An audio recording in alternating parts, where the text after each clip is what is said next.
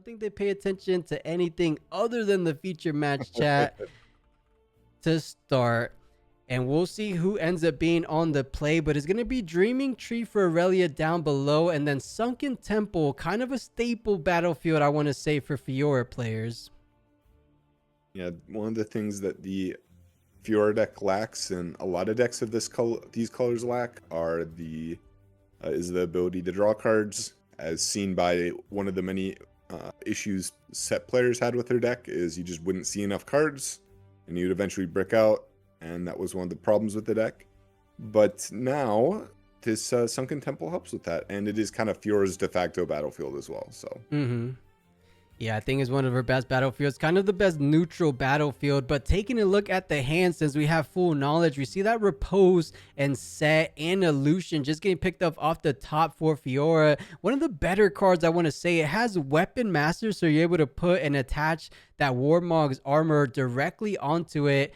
And you're able to conquer on that very same turn. Actually, no. You can't, because you don't have the Fiora out just yet. If you did, you would be able to. But at least maybe then you go for a different line. Maybe you want to set up the Fiora right now. But it looks like he's choosing to go with the Set Brawler as his turn 2 play.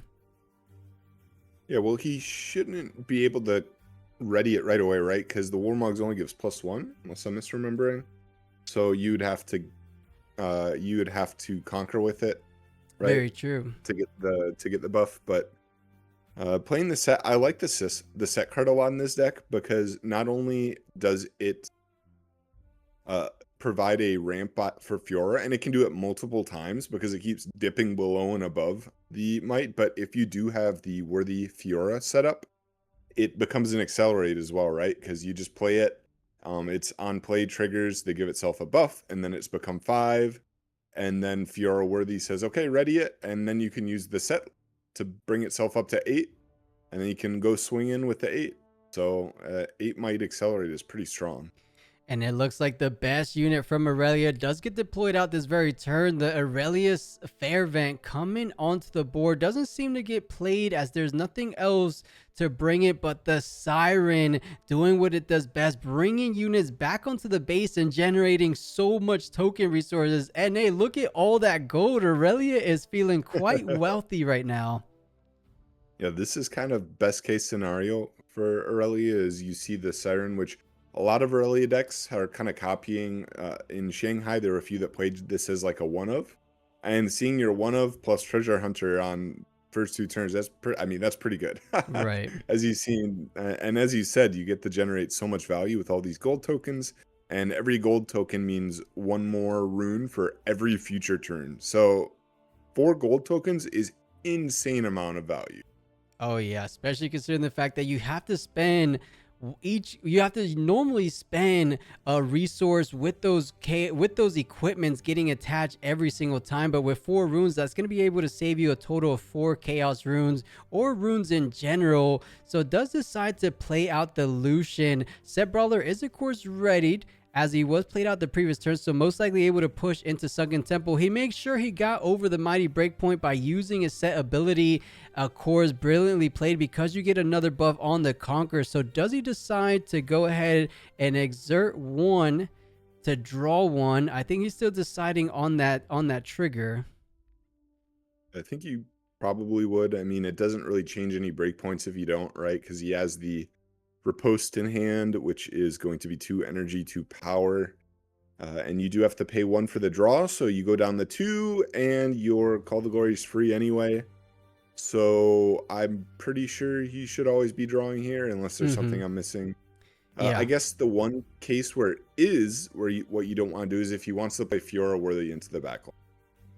And decides like the answer is yes. So does get the trigger on Sunken Temple, picks up the challenge. Quite a good card, because right now, NA, there is no protection on Irelia. Does he want to go for the challenge right now? And the answer is yes. So challenge, that Set Brawler is that a monstrous, I think 9 total might. So down the Irelia goes.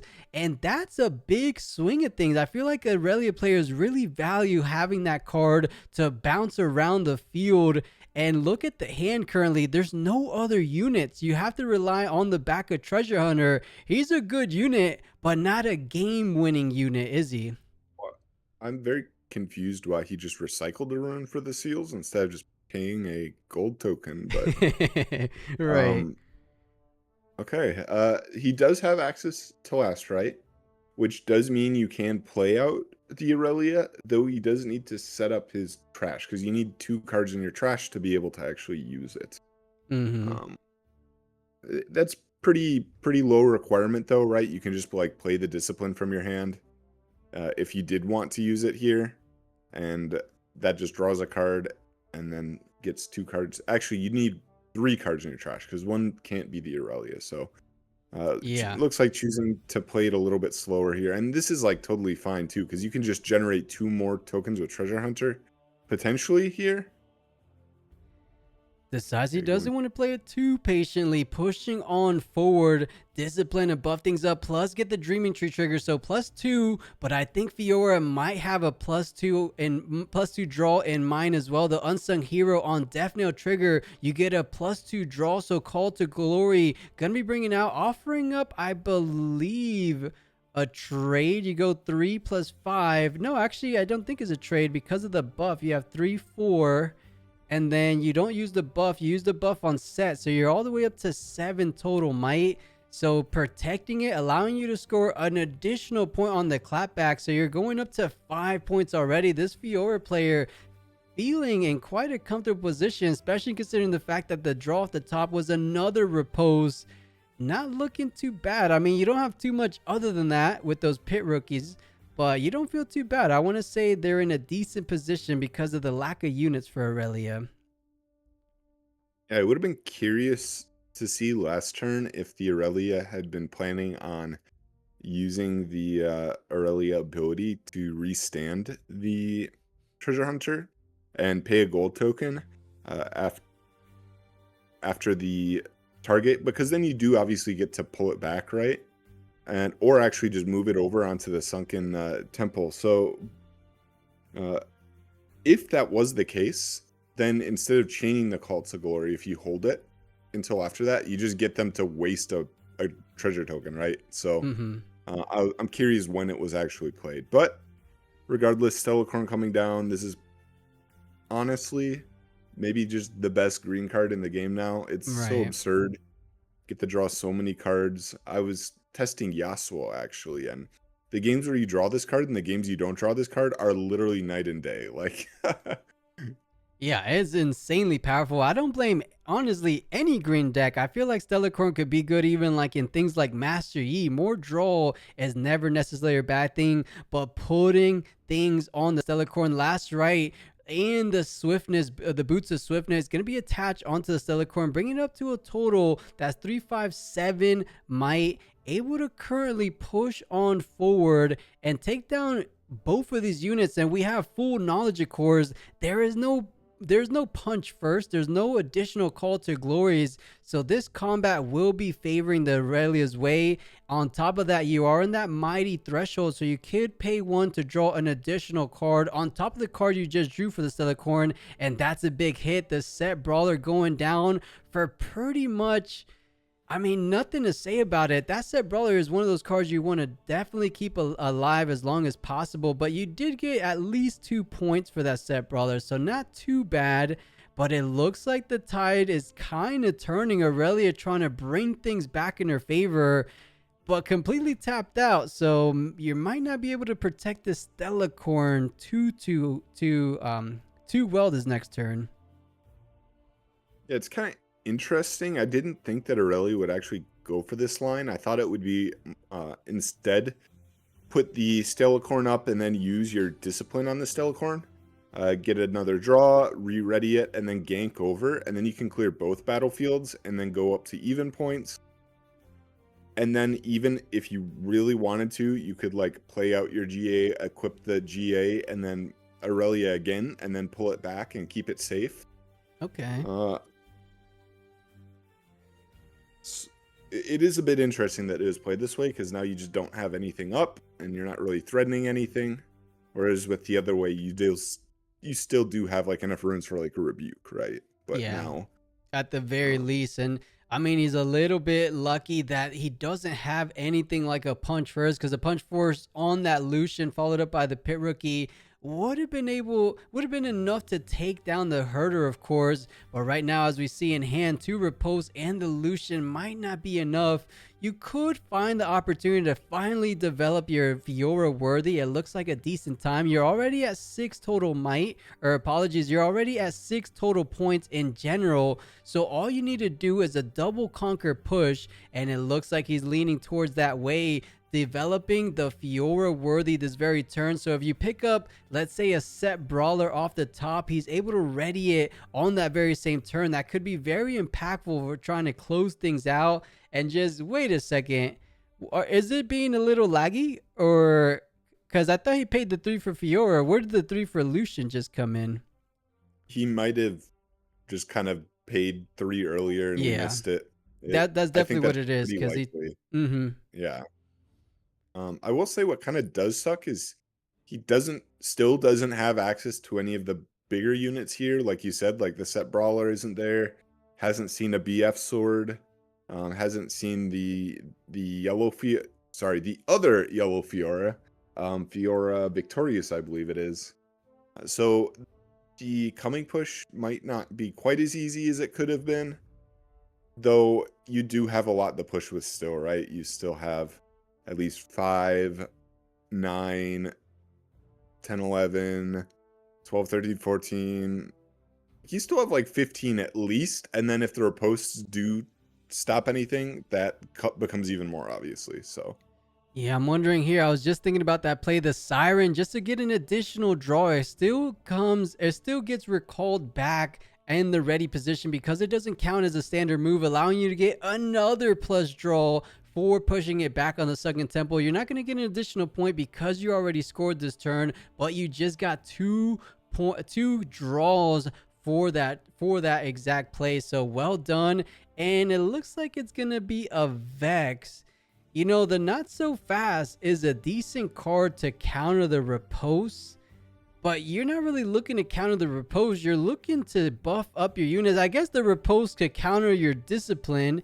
You have 8 runes available. Let's try to think a little bit ahead. If you go for discipline, they riposte. You Not So Fast, that's 4 runes, so 4 runes available. So it wouldn't be too good to spend some energy on this Vex. I almost wanted to see if you could play out the Vex to make those cards cost that much more for your opponent, but I think you just have to leave as much runes available for something like this Ride the Wind, Rebuke, Discipline, and a Not So Fast. I think 2, 4, 6, 8, he hid the Edge of Night. So yeah, 8 runes is exactly what he tends to pass. And let me verify it is a hidden. Yeah, the Edge of Night is 100% hidden, of course. well, you wouldn't be able to stop the riposte with Not So Fast because Not So Fast only stops things that target your units or gear. It doesn't stop things Oh, that Not target So Fast is yourself. targeting your Yeah. card, not your unit, of course. Right. Yeah. So in this case, he won't be able to Not So Fast the riposte. So, I mean, this should be close to game on board. I think if he does get a, it depends on what he riposts, right? Because if he could like bait out with like Ride the Wind, Discipline, and then rebuke something, that probably works. Let's see. So he's got 4, 3. Well, still Yeah, keep deciding in what to mind push though, up. he does get a potential double draw. If he goes for the Ride the Mhm. Wind first, the riposte comes out. I mean, I'm trying to see what's more valuable here, a Rebuke or a Discipline, but a double draw might be exactly what he needs. If he draws into a Defiant Dance, maybe even a pair of them could be exactly what could save him on this defensive turn. Because right now, we haven't seen any Defiant Dance, the signature spell from Irelia, this entire game. So they're coming up. There's only 26 cards left in the deck. One of those cards have to be that signature spell. Or is there just too many? Is there too many might coming in from Fiora, NA? Still not sure. I mean, there's a lot of thinking here. These are the turns where it becomes really math heavy, right? Because you think about how many runes they have access to, exactly how much power I have access to, and what all do I have to even dedicate, right? Like, there's a chance that I don't have to use everything. Right. Uh, but looks like coming in with what, 3, 5, so 9, which this would lose to a Defiant Dance, but obviously their post is in hand, so kind of playing around that.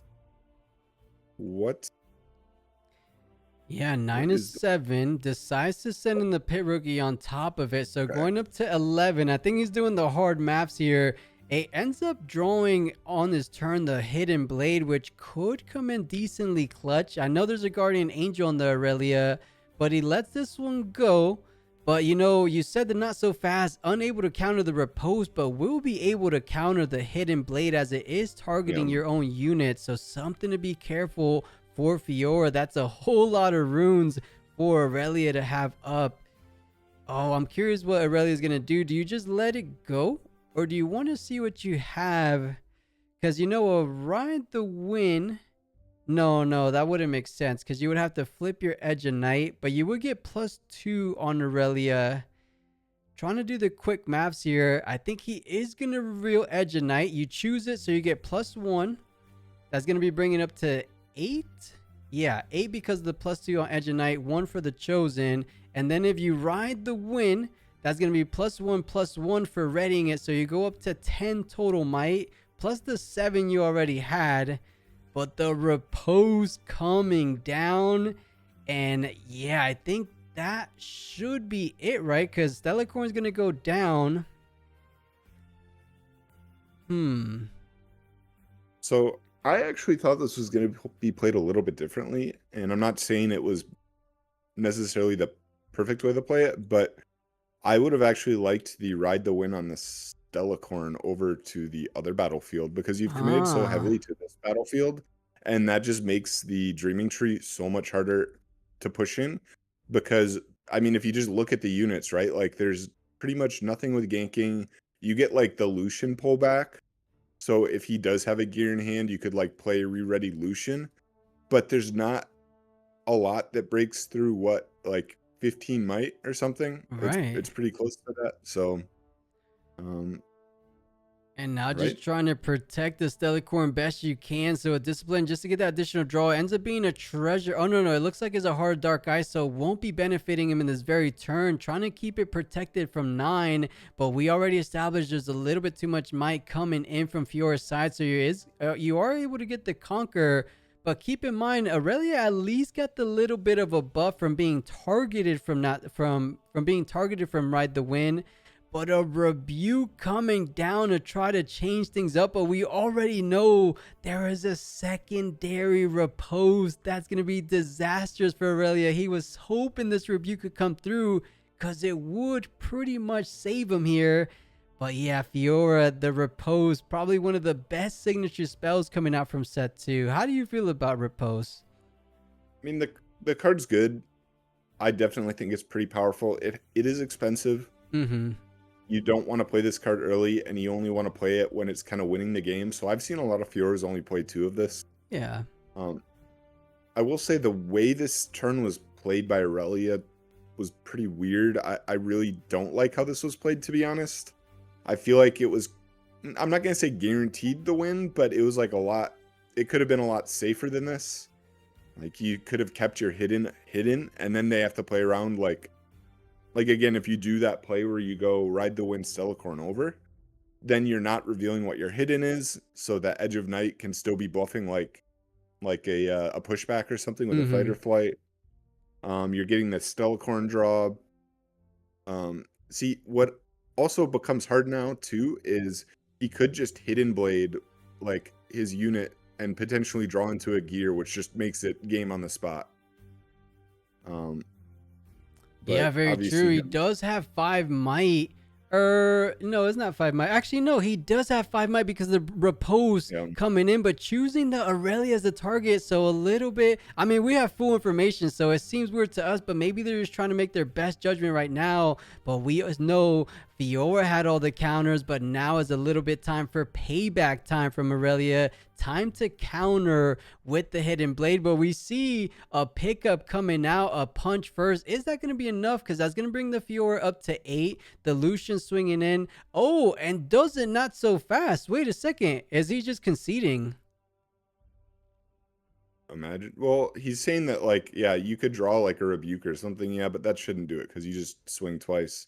Yeah. Um, I I think that in retrospect, the Hidden Blade actually is better on the Irelia there, specifically because you drew punch first, right? Mm-hmm. Because that if he does not so fast the Hidden Blade, then your punch first is guaranteed to resolve. An idea what to expect from this Fiora player, because this Fiora player I feel like played decently well, got to 6 exactly how they would want, and then had a decent board when it was time to get things going, and ended up pushing from 6-7 up to 8 points. So well done. As you said, little bit of tricky plays, could have done the ride the win to the other one, but with 2 riposts in hand, I still think Fiora probably had it there.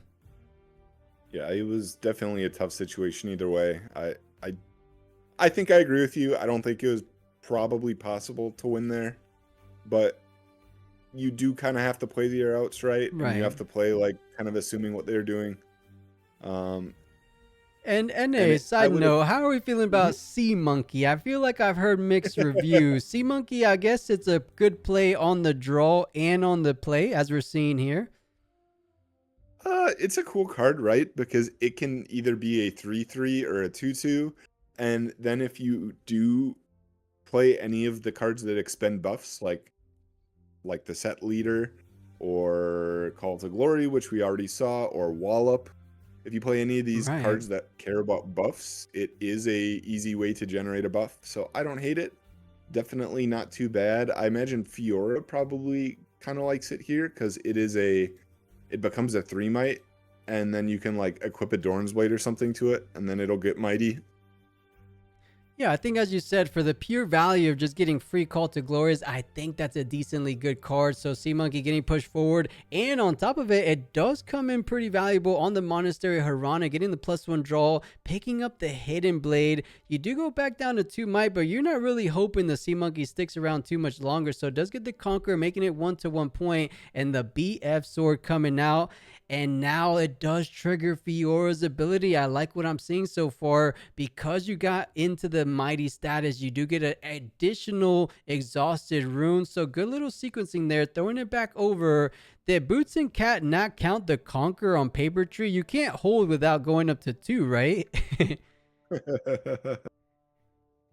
I think he Yeah, I did. mean, He counted 1 for the hold, but you can't hold without conquering. He should be at 2. I'm 1000% sure. okay, I missed it, so I trust you. I trust you. I mean, he just counted the 1 for the hold, right? You can't. I'm pretty sure he's So, at 2. Either way, trades places with the other treasure hunter. We saw developing so much gold resources early on was the game plan for game 1. Didn't end up doing too much when it really mattered in the end. Let's see if it ends up mattering in this game number 2, because I know there was a moment right in A where you're like, wait a second, why did he recycle a rune instead of using the gold? Hopefully he mhm. uses the gold, because they're there for a reason. Yeah, it definitely gives you more options when you use the gold because, like we said before, using a gold early is so valuable. It saves you at least 1 energy on every subsequent turn. So, um, but it Oh, does have the a action coming down. Does he play the additional 2? It looks like he does. Recycling two body runes to take away the guardian angel, and it comes in attached. So that action going to be swinging in for 5, and it triggers the mighty ability one more time because it goes from 4 to 5. Did Fiora count that? There it is. There it is. okay. Might have missed the timing there, but that's okay. We it looks like both players are okay with it. So, Yeah, they did all the synergy there. The Fiora Legend mhm. ability and the Fiora Worthy Champion, where you ready the chosen ready the unit that becomes mighty. So good utilization coming out from this Fiora. I feel like this Fiora is running on all cylinders right now. Yeah, and still has 5 cards in hand, which has again traditionally been one of the issues with the deck. So I'm pretty impressed by how it's running so far. Ooh, opts to hide the Hidden Blade. Yeah, Interesting. I and that is wonder. indeed Hmm, hidden as we see there. guess feeling happy with the number of resources they have. That is pretty interesting because Not really gonna Hidden Blade your own auction for the draw, so this is because it has the GA on it, right? So this is purely a defensive Hidden Blade, where you're gonna try and remove a unit, Mm-hmm. but you're playing against the deck with like 3 not so fast and potentially sideboarded in defies and sideboarded in hard bargains. Like it feels a little bit fake, but maybe they have a plan in mind. I'm not sure. You know, I wouldn't blame them to hidden blade your own Action only because you don't give it back. Usually when Action gets, when he dies, you give back the gear. But in this situation, the Guardian Angel is the one that actually ends up dying, saving your Action, and you don't return anything back. And on top of that, you still get the +2 draws, no? So isn't it almost like a win-win? We're about to find out, though, who's going to be the target for the Hidden Blade. Are you going to choose on your own, or are you going to be trying to take down this Irelia, considering the fact that there could be a counter, and we're seeing there a not so fast coming down to counter the Hidden Blade? Yep. So that kind of as expected. I mean, Aurelia plays potentially like 6 counter spells post side. Not super surprising to see them all there. But that being said, the Guardian Angel, a lot of value there. You got to steal the gear and it saved your unit. So a ton of value from that auction card. I think that auction card is really, really powerful into the matchups that you can actually use it into. I agree. And before Miracle Draven started running rampant just recently, a lot of Dravens were running a good amount of gears. Things like the Spinning Axe, things like the Longsword. I thought Action was pretty much main boardable, at least 2, maybe even a full set of them because of those cards. But I still think he's decently good, in a good position to still main board, as I'm pretty sure Fiora is running it in the main board, at least as a 1 of or a 2 of, because I'm pretty sure it's just a valuable card in a lot of matchups right now. Yeah. Yep, I like it. So the auction card's cool. It fuels your own leader ability. It can become a accelerate with Fiora worthy, like you said before. And I mean, stealing high value gears, like that's a really big swing. Oh yeah, especially when you Big have to fan give of them that back, card. like we saw this Guardian Angel, right? Yeah, for sure. All right, we see that discipline coming down just for an addition. No, he takes it back. Wait, because why would he discipline?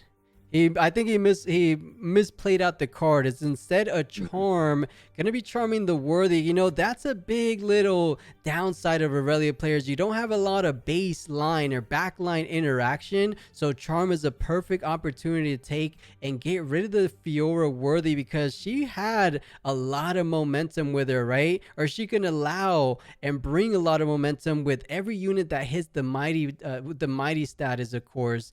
We saw the Warmog can maybe help get units into that. Actually, you could Warmogs into Action, but Action's already ready, so it doesn't really make too much of a difference there. Is there a way this Irelia player finally tries to stabilize and hold things back from a double conquer from this Fiora? I mean, this is a really scary turn if you're Aurelia, because if your Aurelia gets outed, you might just lose the game on the spot because you have no units in hand. You have no way to get the Aurelia back, and all you're left with is the treasure hunter. So if I am the Fiora player, I might just say I'm pushing hard for this Aurelia. You don't have enough runes for anything but a Defiance Dance, but I have the Riposte in hand, so I don't care. So I'm gonna try and clear both units here, and then I feel like the Aurelia should have a really hard time getting back into this, unless they draw some nice stuff off the top, which is possible. Don't get me wrong, but it would be quite rough. Very curious play. He's stacking the Sea Monkey up to 7 total might, but missing the fact that you could have got an extra rune. But I think valuing the conquer, making sure you indeed take over the Aurelia's position. So going up to 4 points themselves. Keep in mind, chat, it's 4-4. I'm almost tempted to intervene and let Boots and Cats know he should be at 4. I mean, we could rewatch the VOD, but I'm really certain he is. The Action going to be pushing forward, taking down the treasure hunter. And I asked the question, is there anything the Aurelia player can do to stop a double conquer? And it looks like the answer is just going to be a big fat no. Fiora going up to 5, and now Irelia with no units available. This doesn't feel too good. What can he potentially do? I guess just try to draw, even if you're choosing discipline on your opposing target. Yeah, this is like scoop phase. I mean, it sucks, but your deck is not good at playing from this position. You don't really have a play, and with your opponent going to 7 with nothing, like he's just going to be able to build up his base and have a giant push for game. Yeah. So I like this feels impossible, to be honest, but maybe he can pull something out. It would be quite hard. Yeah, honestly, Fiora just looked fantastic in this matchup. Maybe it was a little bit, a little bit unlucky for Irelia, or just Fiora playing it really well this whole time. As you said, I think it's pretty simple. You could even just leave your units there and just try to hold one of these battlefields, but I wouldn't blame him to just try to recall both your units and just wait for a big push. But it looks like he's taking the first line where you just want to go ahead and defend with as much units as possible. So playing everything out onto the paper tree, and that should be enough. On top of that, the pit rookie coming in. So what are you defending for? You have 3, 4, 5, no, 3, 4. Why is it was a sea monkey at 7? Did you forget to bring it back? I think it's just at 4 right now. Yeah, but shouldn't matter. Irelia did dead draw, so this is going to unfortunately be GG. I think the Irelia should have protected the units a little bit more. I mean, you cannot tell the orange yellow deck out my stuff, because they absolutely will out your stuff, especially decks like this Fiora where you can get really tall, you have access to Hidden Blade, like your stuff is dying, and if you have no units in your hand, you just can't go for that play. And even if it means taking a turn off, because sometimes taking a turn off is fine if you feel like it is putting you to your win condition. And Irelia's win condition: protect the president. You've got your Irelia unit, you want it to survive as long as possible. It's okay to say, I'm going to take a turn off. You're playing the purple color, you can come back. The purple color is probably the best comeback color with stuff like the purple Draven. You can avoid combats with fight or flight. You can rebuke stuff. There's Ride the Wind to cheat points. Have the meta nemesis, the Miracle Draven, the first place list from the Bologna 340 player Italian tournament that just happened this weekend, with things like Battering Ram, with the Seals, with the Razas and the Ezreals and the Fizz. I mean, there's just not one bad card in this deck, which is why a lot of players are considering this deck the #1 deck to be, almost tier 0 type deck. Whatever that means to you, it just means it's probably one of the best decks right now. Can Sivir try to prove us wrong and say, no, Sivir's still here to play? Because I do a lot of similar things with the Chaos Domain. I mean, purple color is just so strong, right? Like, draw infinite cards. You have so many ways to cheat with your Ride the Winds, with your fight or flights, with like the Fizz card's insane. It's just such a strong color. Oh yeah, and let's go ahead and update these legends. Sivir up at the top, and let me find the Draven. Where's he at on my little keypad? There he is. Draven down the bottom. I don't know the player records for sure, but this is the backup match. Battering Ram does get pushed forward to try to take down the Ezreal, but tapping 2, what does he have? Is gonna most likely be a Ride the Wind. It is. So Ride the Wind, trying to conquer on your opponent's side, but hey, there's still another Battering Ram. Does she think she could just protect it with that punch first? Maybe. It's so that would be my guess. I mean, it's definitely not something I would like to do with the into the purple deck, because like we said, there's so many ways to just avoid the combat entirely. But oh my gosh, down to 1 rune is crazy.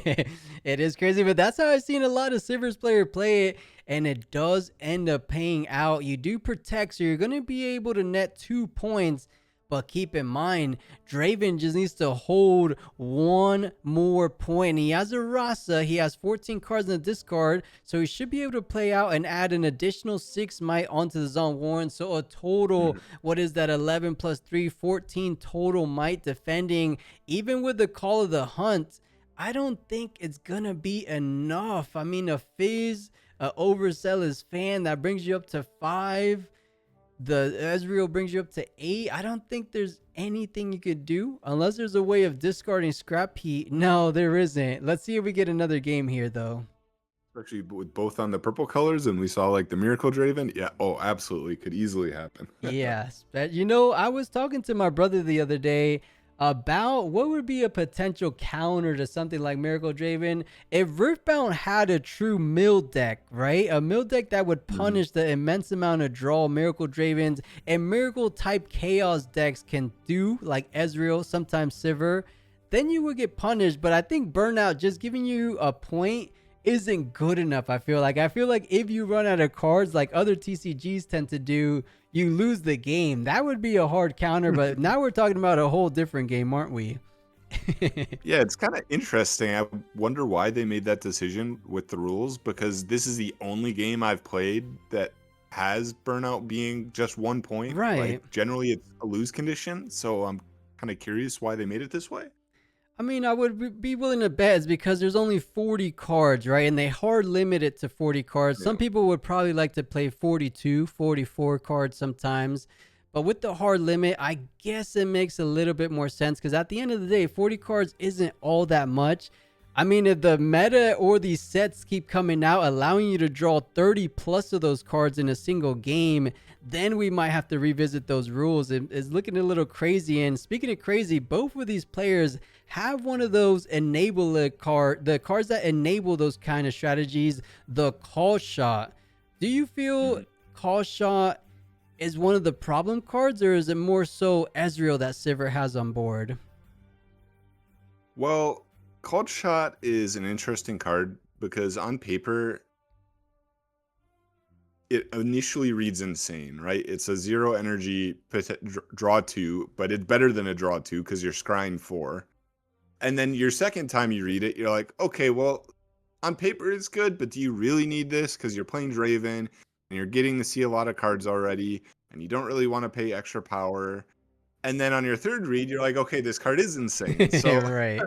I think that's exactly, you painted it perfectly. It's exactly my mind state with it. At first I was like, it's good, it's 0 power. Then somewhere in the middle, I'm like, okay, it's a decent card. And then after seeing it this weekend and just playtesting it myself with a little bit of Annie shenanigans, I think the card is ridiculous, especially when you consider the fact that you have cards like Fizz that kind of follow things up. You get it back from the trash. I almost said graveyard there because I thought we were playing Yu-Gi-Oh. But yeah, you're able to recycle it with things like Fizz. You still have the Ezreal on the board, so you keep drawing and drawing cards as they're seeing the top players Sivir do. Double Call Shot. That's going to be a potential for 2 more cards, 4 cards total, and there is the Fizz in the hand as we're seeing. So perhaps 6 cards in a single turn. That is ridiculous, isn't it? Oh, for sure, for sure.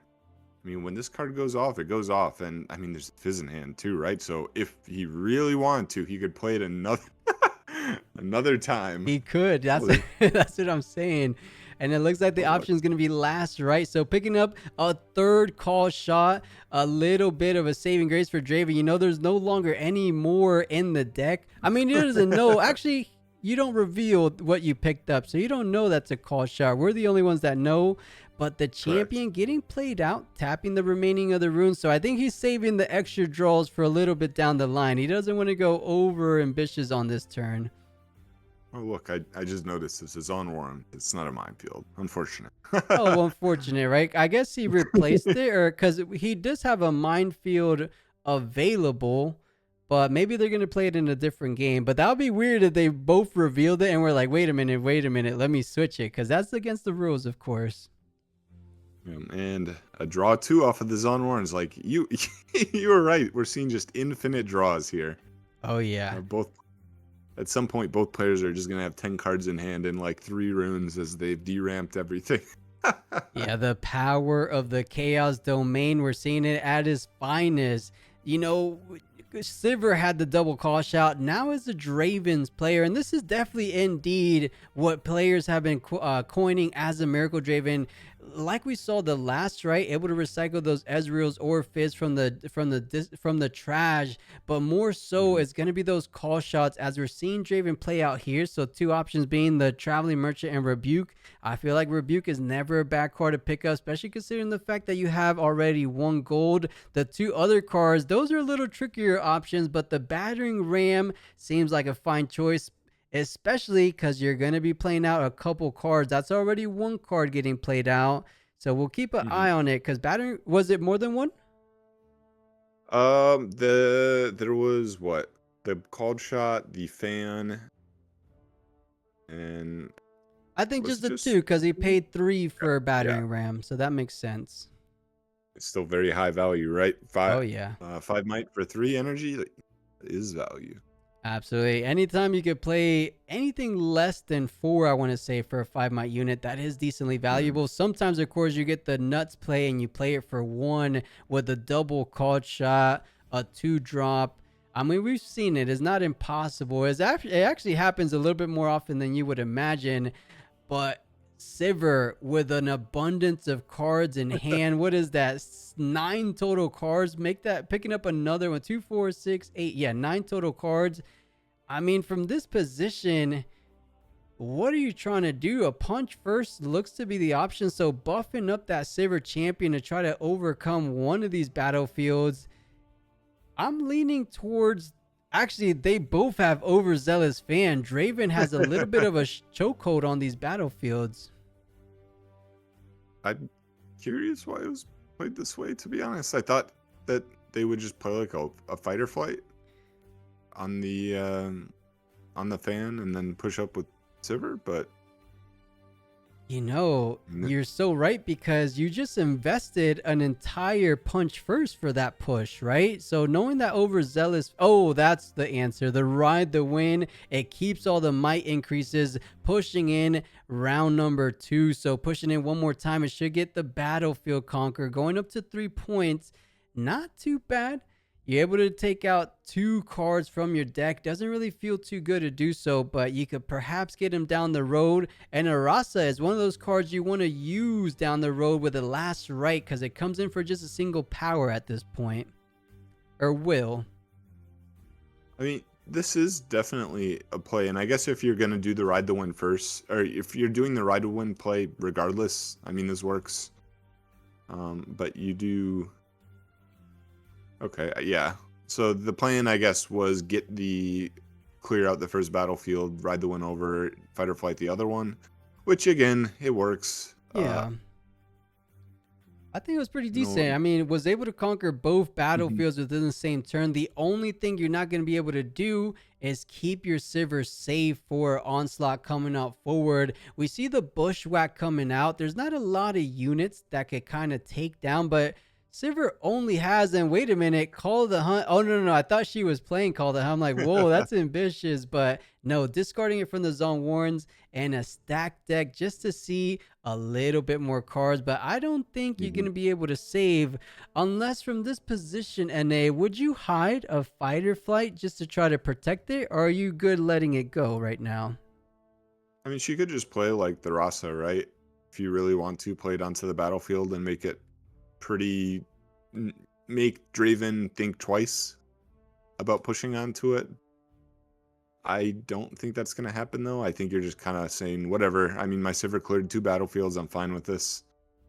Not the end of the world by any means, but pushing up the treasure hunter onto the other one. Oh, okay. So choosing to play the Rasa on the treasure hunter battlefield, so spreading it a little bit. Okay, Yeah, and it looks why like not? they're Why not? stacking the tokens on top of each other. So just to keep in mind, there's 3 gold tokens. One that was already there, the push forward from the treasure hunter, and then playing Raza because of Sivir's ability. When you recycle a rune, you get another gold. So there's total 3. And he does like the play I mentioned of hiding the fight or flight, Mhm. interesting enough.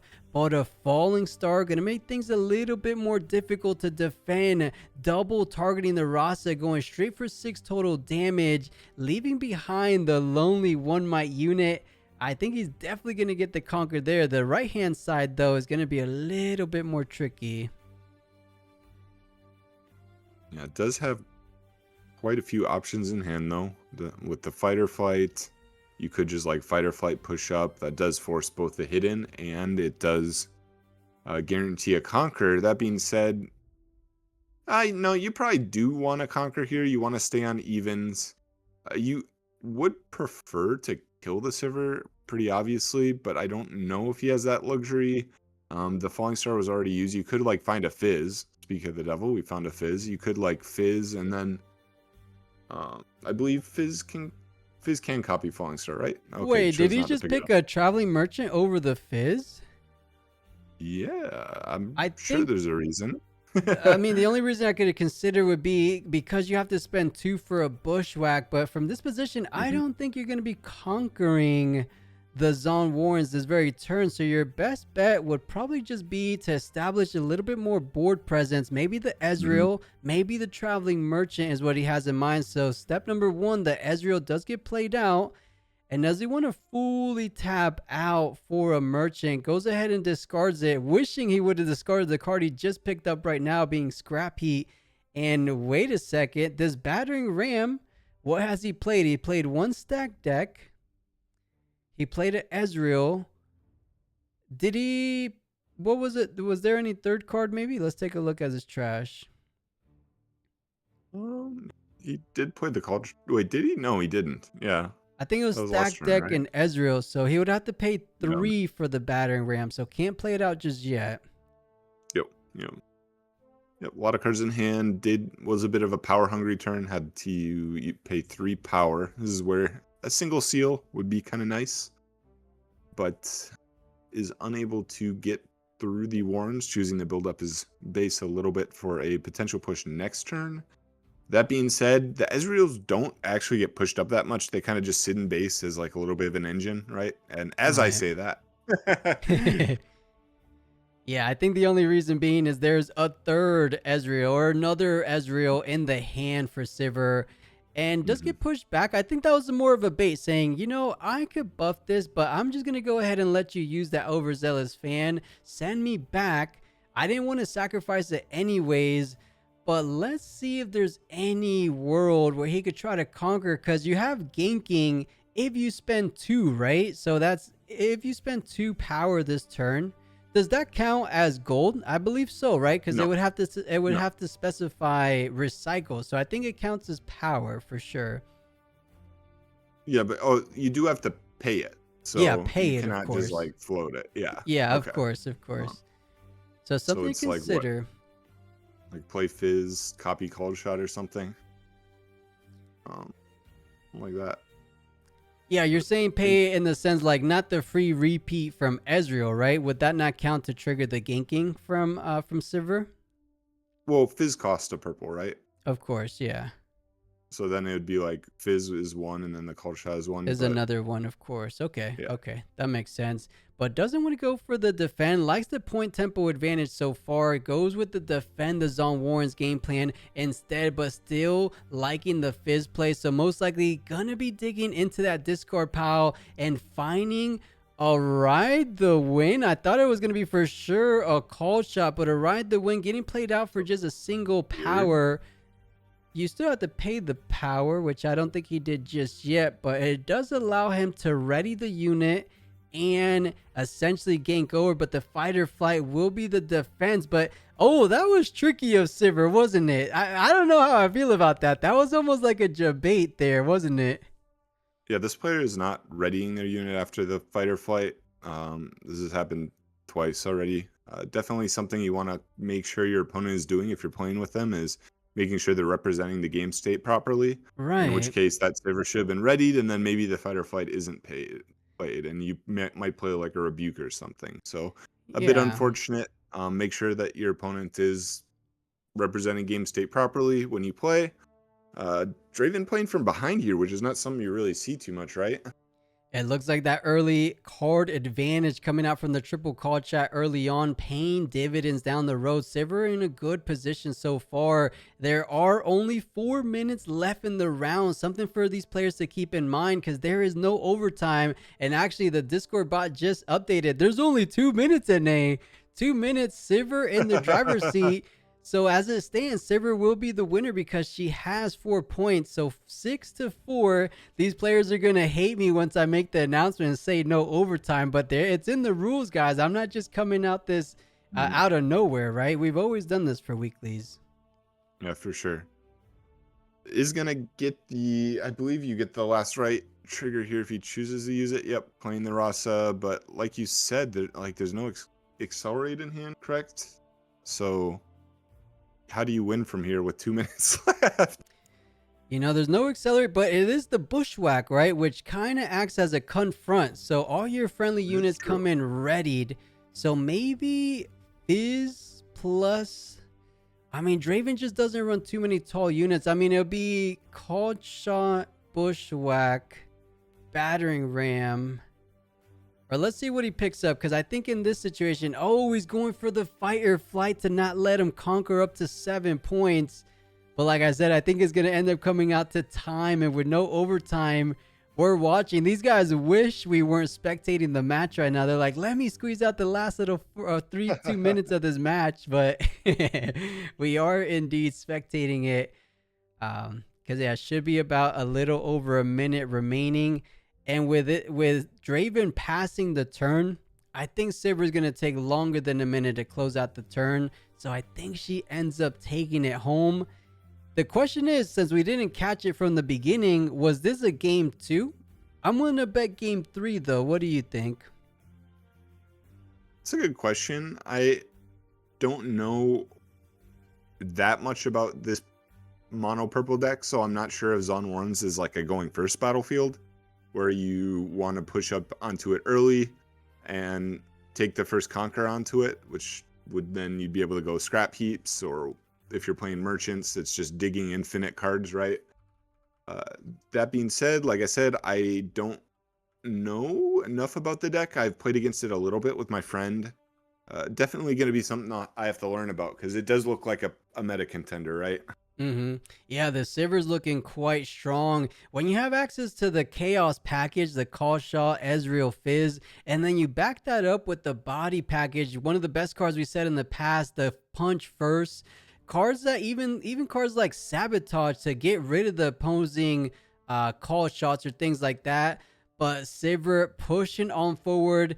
Conquering a 7 is basically conquering up to 8, because guys, that is time in the round. I just let everyone know Sivir is gonna be taking it home, even if he doesn't get this conquer. 6 points, highest point wins at the end of the round. So that will be GG. I almost want to keep watching, but I told these guys the time is up. They're playing it out. If they pass it to Draven, I'll intervene.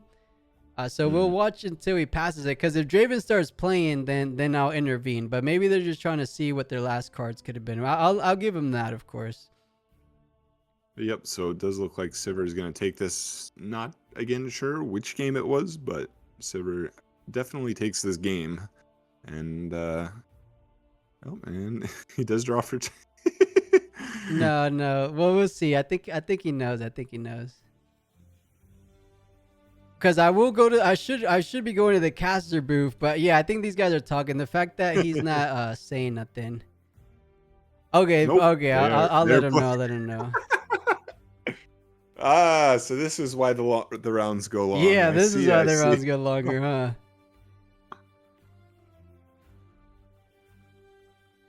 Anyways, yeah. So this is a good showcase of the chaos. All right, let these guys know. I think they're just playing out until we get things ready. So let's go back to the booth. It will be the Sivir player taking it down. And imagine that. And a Miracle Draven getting taken down in round 4. I think it's one of those decks that is decently hard to pilot, but in the right hands, it almost feels unstoppable.